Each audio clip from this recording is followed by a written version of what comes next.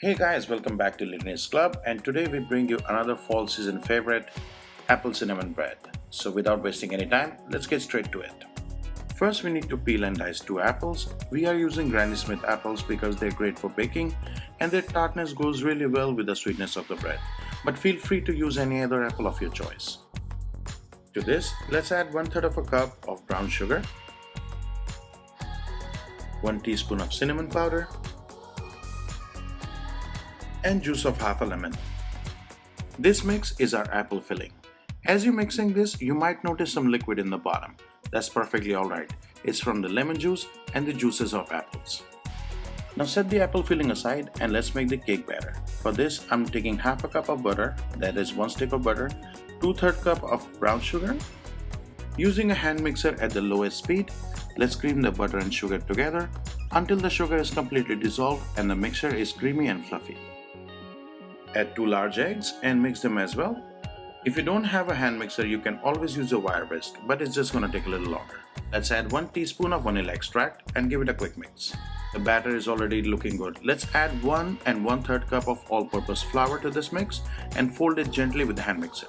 Even if this is your first time baking, just follow this recipe and you will be surprised what a great baker you are. Add 1 teaspoon of baking powder and mix this again. And finally, add half a cup of orange juice.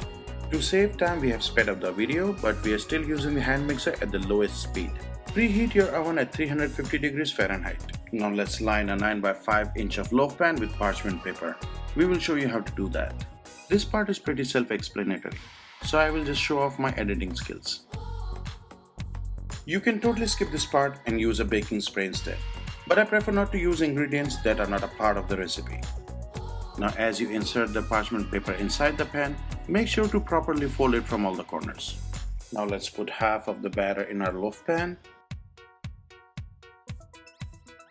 And now top it with half of our apple cinnamon filling. And now cover this filling with rest of the batter.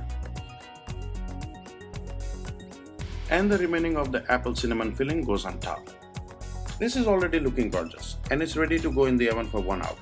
But the wait is going to be totally worth it. While you wait, why not fix yourself a cup of pumpkin spice latte?